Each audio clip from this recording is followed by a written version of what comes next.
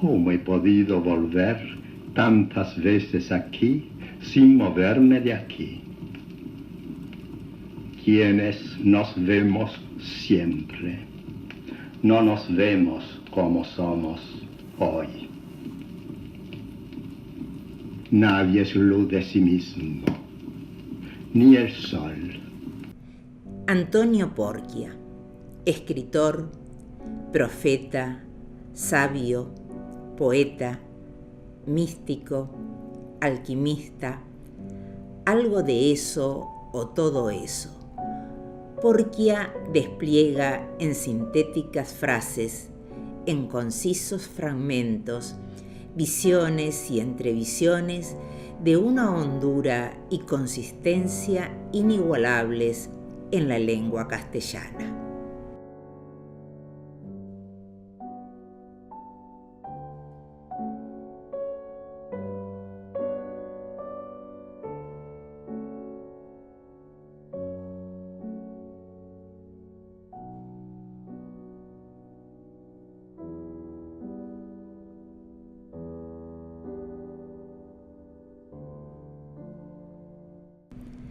Antonio Porquia nació en Conflenti, provincia de Catanzaro, Italia, y pasó su niñez en Avellino, para luego de la muerte de su padre, emigrar a la Argentina en 1906 a bordo del buque Bulgaria en compañía de su madre y de sus 5 hermanos. Por ser el mayor, trabaja en diversos oficios hasta que en 1918, con su hermano Nicola, compran una pequeña imprenta en el barrio de San Telmo, en donde trabaja un año y aprende el oficio. Bueno, Antonio Porquia, como casi todo italiano, tiene una relación directa con lo que es el arte y en particular con la pintura. No en vano recaló en esta institución Impulso, que desde sus comienzos se caracterizaba precisamente porque su dotación de hombres eran prácticamente todos artistas plásticos, y dentro de los artistas plásticos especialmente todos pintores. Asiduo visitante de La Boca, en donde vivían gran cantidad de inmigrantes, artistas plásticos y escultores, traba amistad con alguno de ellos y se relacionan con una joven y pujante entidad del barrio en 1940, la agrupación Gente de Artes y Letras Impulso, nacida desde lo más hondo del alma del hombre. Impulso se funda el 23 de marzo de 1940. Ya en ese grupo original de artistas, pintores, escritores, La Cámara, Maresca, Miraglia, Menghi, Pugliese, Camino, está Antonio Porquia. Antonio Porquia integra el núcleo original de la agrupación Gente de Arte y Letras Impulso, y en esta sala particularmente, en la que estamos en este momento, es la sala donde originalmente se hacían las exposiciones y las conferencias en las inauguraciones. Allí, incitado por sus amigos de la bohemia boquense, edita el libro Voces, y el 12 de octubre de 1943, durante la inauguración de una muestra pictórica y escultórica en Impulso, José Pugliese y Francisco Póliza presentaron Voces, el primer libro editado por la institución. En 1943 se imprime en la imprenta de Maggiolo, aquí frente, en la calle La Madrid, al 300, y sufre un incendio ese local y se quema gran parte de la edición. Después esos libros, chamuscados, quemados, arruinados por el agua de los bomberos cuando apareció el incendio, empezaron a distribuirse gratuitamente en las bibliotecas populares de la capital federal.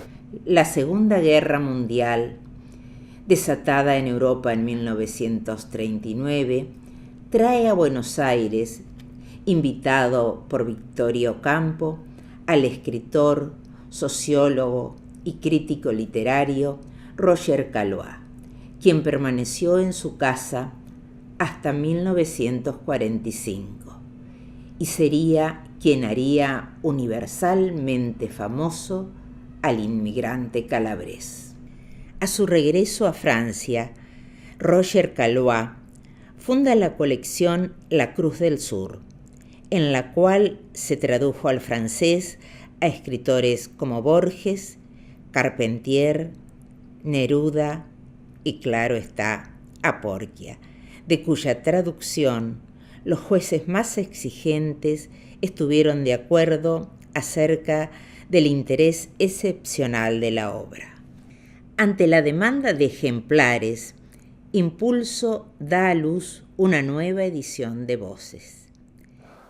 Después, en el año 1948, se hace una segunda edición de la obra Voces, siempre con el sello de la agrupación Impulso como editora de esa magnífica obra que después se traduce a varios idiomas y que llega al triunfo en el mundo de las letras en Europa y en Estados Unidos. La editorial sudamericana, en 1956, publicó Voces masivamente, a la que agregó numerosas voces nuevas. Sucesivas ediciones de Sudamericana se fueron agotando, lo mismo que la de Francisco Colombo de 1964 y la de Ayet de 1966. En los años 60, LS1 Radio Municipal grabó una interesantísima charla con Antonio Porquia. Lamentablemente, el material fue regrabado encima, perdiéndose. Es también en esta época que el norteamericano Merguin llega a Voces a través de Roberto Juarros, traduciendo una selección al idioma inglés que ya llevaba varias ediciones. Él, como termina viviendo en Olivos, se hace muy amigo de un notable escultor y pintor que fue Líbero Badí, a tal punto que en el año 65, 1965, 3 años antes de la muerte de Antonio, en la sala quinta de la Galería Van Riel, una sala especial, exponer en Van Riel era una cosa importante, pero exponer en la sala 5 de Van Riel, cuando estaba ya en Florida, era una cosa particularmente importante. Y ahí se hizo una exposición que era Antonio Porquia visto por Líbero Badí, que fue una magnífica exposición de esculturas y de dibujos.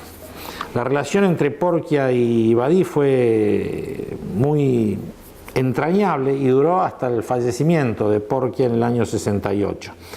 En octubre de 1967, AMB Discográfica grabó el disco Antonio Porquia por él mismo, con un texto en contratapa de Lisandro Galtier. Porquia muere el sábado 9 de noviembre de 1968 en su casa de la zona norte del Gran Buenos Aires. La casa de Porquia, ahí en Olivos, en Malaber 1647, una casa modesta, si se quiere, de una sola planta, con techo a 2 aguas de tejas, en la actualidad sigue estando tal cual como en la época en que la habitó Porquia. Una de sus voces rezaba: «Cuando yo muera, no me veré morir por primera vez». Durante su sepelio en el cementerio de la Chacarita, dirigieron la palabra a los presentes Lisandro Galtier en nombre de la Sociedad Argentina de Escritores y José Pugliese en nombre de Impulso. En 1995, el cantautor César Isela grabó un CD con voces de Antonio Porquia. En 2012, un colectivo de artistas plásticos y muralistas realiza un mural en homenaje a la bohemia boquense en el patio de Impulso. En 2014, Impulso edita La palabra esencial, Antonio Porquia y sus voces, en el marco de un justo reconocimiento de la institución a su obra y su persona. Le llegamos con Horacio a esta barriada de La Boca, me acuerdo que me quedó el cordón de la vereda en la ventanilla del auto, así que tuve que dar la vuelta, cosa que no veía hacía muchos años. Y una recepción por algún motivo cultural acá y me entusiasmó mucho la calidez que había, la cordialidad que había acá. Y bueno, pensando en Impulso, en la agrupación y en la cultura, me di cuenta que con la información que me dieron acá los muchachos, que Porquia había participado activamente en Impulso, tenía mucha vinculación con Impulso, con la agrupación de arte y letras Impulso, y me pareció extraordinaria oportunidad yo había leído de chico a Porquia y me había fascinado. Creo que es lo más logrado en aforismos, apotegmas o como se quieran llamar, esas sentencias breves, de todo lo que yo leí traducido de otros idiomas, me parece lo más logrado que hay, incluyendo a los presocráticos, lo que sea, ¿no? Y bueno, y les propuse, primero averigüé un poco y después, en virtud del interés de ellos y de la accesibilidad de ellos, les propuse que hiciéramos algo con la obra de Porquia, con el único libro que editó Porquia en su vida, y se tradujo a muchos idiomas, lo prologaron Borges y demás, y bueno, tuvo una gran repercusión en el mundo, hacer algo con esa obra. Leí Porquia a los 13 años, leí Las voces de Porquia, me llegó también por azar, ese libro estaba en mi casa, en la casa de mis padres. Y hay algo curioso, me gustó muchísimo ya en aquel momento. Y después en sucesivas relecturas, yo marcaba las frases, y en sucesivas relecturas iba marcando más frases, es decir, que iba ahondando en esa obra y profundizando y comprendiéndola más cabalmente, hasta que llegó un momento que ya todas las frases prácticamente estaban marcadas. Nunca estuvieron todas marcadas, pero en distintos momentos volví a la lectura de Porquia. Y después pasaron muchos años, hasta esto hace pocos años que se editó este libro y que yo les propuse a ellos hacerlo, pero no volví a leerlo en 3 décadas, 4, pero me topé con gente amiga, compañeros de ruta de Porquia, que son Juarros y Pizarnik. Entonces, esa trilogía se volvió a alimentar con Porquia, porque Juarros es, nunca sé si es Juarros o Juarros, pero ese poeta además me gusta a mí, que tengo toda la obra completa de él. 2 veces la tengo repetida, porque la conseguí en una librería barata y volví a comprar su poesía vertical, que son 2 tomos. Y Pizarnik también es una de mis lecturas preferidas, aunque ya lo agoté de la lectura. Entonces eso también se reactivó y se retroalimentó con Porquia, con quien ellos tenían cierta devoción también.